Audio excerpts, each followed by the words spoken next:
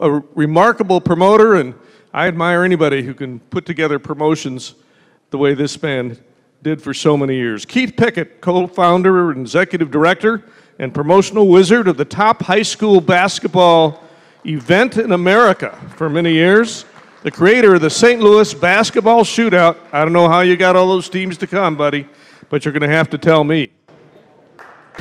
Now, we didn't say we're really smart technically, because today we tried to exchange notes. So I had a little more, and Keith sent me the notes, which never arrived, by the way. And they're floating somewhere in southern Illinois as we speak. Well, it was a 7-Up shootout, Coca-Cola and KMOX shootout, as Ron reminded me. It was known coast to coast as the premier high school event of its kind in the United States. And how did you even think of the idea? Well, the event was a triple header the first 3 years. It was all local schools. And the 7-Up Bottling Company here in St. Louis was really the organizers of it. But by the third year, attendance was going way down at Oak Hill Auditorium, and they were maybe going to have to give it up. And they came to me at the world headquarters where I worked and said, "Can you help us? Can you do something?" Well, I was kind of a basketball nut over the years, and so I said, "Look, we need to do something really out of the ordinary to get people's attention, to get them coming down on a cold night to Kiel Auditorium. So let's invite the most famous high school team in America, DeMatha Catholic from Hyattsville, Maryland, had the most famous coach, Morgan Wooten, who was the winningest coach in the country for years and years, just passed away about 2 or 3 weeks ago at the age of 88. And I knew that they had a great junior player named Danny Ferry, who the next year would be probably the top player in the nation. It just so happened his dad, Bob, had grown up in St. Louis, was an All-American at St. Louis U, went on to play in the NBA for 10 years, and then at that point, he was the general manager of the Washington Bullets, and Danny's grandma lived in St. Louis. So I'm going to go after that. I made one call to Morgan Wooten, and he said, "Yes, I'll come." And then we had another outstanding team from Chicago that had Lowell Hamilton, went on to play for the Fighting Illini in Illinois, and we still just had 3 games. But people really responded. The attendance tripled. We had over 7,500 people, and we thought, you know, I think we've got something here. And over time, we just tried to make it a little bigger, a little better. We went from 3 games to 4 to 6 to 7, 8, 9, all in one day, and tried to offer something really special for the fans of St. Louis, and we're really proud of that. Well, listen to this. Over 26 years, 1981 to 2006. Of course, it was held at the old Kiel Auditorium. You'd have to get there in the morning, and you could watch basketball all day. 274,000 fans came to see these great teams from 28 states, and you had 74 state championship teams, 10 USA Today national champions, national runner-ups at the season end, and 92 NBA draft picks played here in St. Louis. That's just a remarkable record.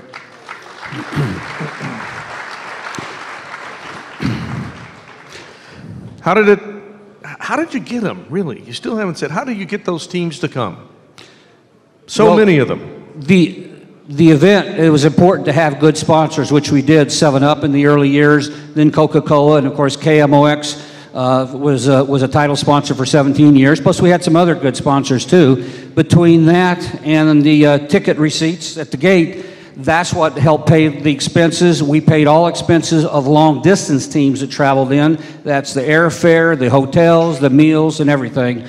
And so over time, we started having more and more long-distance teams. But we wanted to keep that balance and have a good number of Illinois and Missouri local teams as well, and the fans liked that. Well, really what I'm sure helped take it off nationally, and then every team wanted to come to St. Louis and play in the shootout, was that memorable game in 1987. I remember covering it.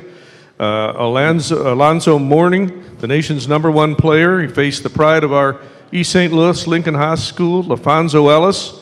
And of course, Alonzo and LaFonso was the game. And what made it so special, Keith?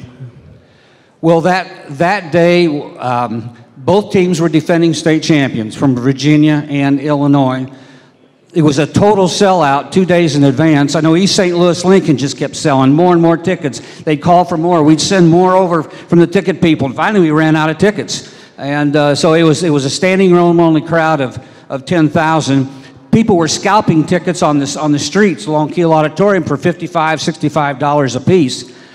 Ed Hightower was our chief referee, and Whitey Herzog was still manager then of the Cardinals. He's a big basketball fan. He came back one day early from the winter meetings in Florida in order so he could be at that game. And so it was really special. And sometimes there's a big build-up for things, and the game didn't let people down.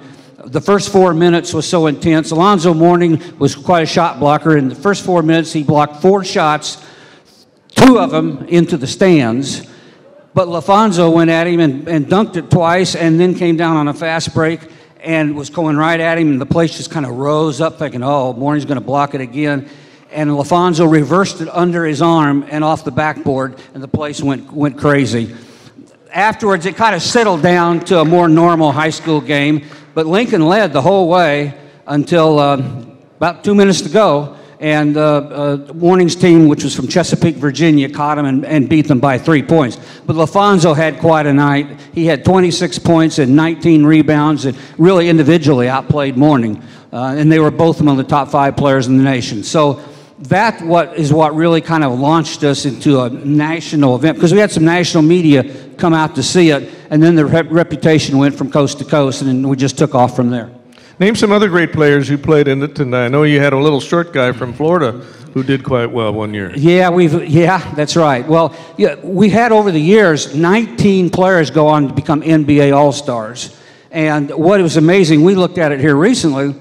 For over a 22-year period, from 1994 to 2016, even though our event quit in 2006, but from 94 to 2016, there were at least 2 St. Louis Shootout alumni who played in the NBA All-Star game each year. So that's quite amazing. But right after the LaFonso-Alonzo game, the next year we had an advanced sellout of Kiel. And we had the great Kenny Anderson from New York City, who was such a fantastic guard, the #1 player in the nation. And then the year after that, we had Anthony Penny Hardaway from Memphis, and he put on quite a show. And then there was Ronnie Henderson from Jackson, Tennessee, Jackson Murrah. But then we had to move to the arena for 3 years while they tore Kiel Auditorium down.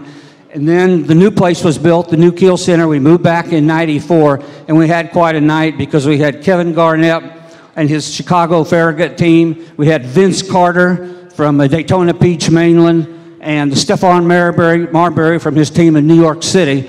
And they played in back-to-back games. That was the first time we ever had NBA people come out, and we thought this was unbelievable. There were 8 NBA teams represented, but the key one, Jerry West, the legendary general manager of the Lakers, came. They were watching Garnett to try to figure out, gee, should they really risk drafted him out of high school into the NBA, and they did. So it was really special, and it was quite a night for everybody because we had 15,000 people there. The Kiel Center was brand new, and a lot of people hadn't even been into the new facility yet. So that really helped take us more, and we had more national media there too. A lot of folks came to St. Louis. And Keith, you didn't ignore the local people either. You knew that if you're going to draw those people, you got to have people who can drive from West County and the East Side and went to see their local team. In fact, I know you've probably got a couple of coaches in this room who played in the shootout. Bill Schmidt's here from Belleville West, and his Belleville West team played in the event several times. In fact, they beat a team from Mississippi that had a player who went on to play in the NBA for years, and they shut him down with that Belleville West defense. And our Webster Statesman over there. Oh, yeah. You're sitting at our table. I'm sorry, Jay. Jay Blossom coached the last 20 years at Webster Groves High and won 3 state championships, and his team played in the event several times and did a great job. And Coach Moore as well? Pardon? Coach Moore as well? Yeah, so the guy that Jay Blossom succeeded, Tim Moore, that then became the athletic director. He played in 1995, which was our biggest sellout ever, and he went on to win the Missouri State Championship that year. They beat a very strong team from Houston that afternoon at the Kiel Center. And 3 of his players ended up at the University of Missouri and 1 at Wake Forest, so that was a great team too. So you had remarkable games. It was just a tremendous idea, and you had all the corporate support you needed. Did you get tired of it? Well, a little bit sometimes, but it was, it was challenging, and I enjoyed it. And I had the support of my family. My wife Maggie helped so much with people, coaches, and news media around the country got to know her because they were always calling, and she knew what to do, and she could help them out. And then my son's Kyle is here tonight. He lives in St. Louis. He wasn't even born yet. He wasn't born until the event was 5 years old, but he grew up with it and learned in the later years. And our son Adam, who's in Florida, he's very disappointed he couldn't be here tonight. He literally grew up with the event and learned a lot about operations and marketing and that sort of thing. He went down to Florida and went to work for Disney in marketing, and he was in marketing for the Disney Vacation Club. And one of his big projects is the Disney Vacation Club hosted 2,000 Vacation Club members on a Disney cruise into the Caribbean, into the Bahamas. And I said, well, how did it go? He was in charge of all the activities. I said, well, how did it go when he got back? He said, Dad, it was just nothing but an overblown, oversized shootout. I knew what to do. So. Keith Pickett, thanks for coming here all the way from Florida, coming back home, and welcome to the St. Louis Sports Hall of Fame. Thanks very much for having me.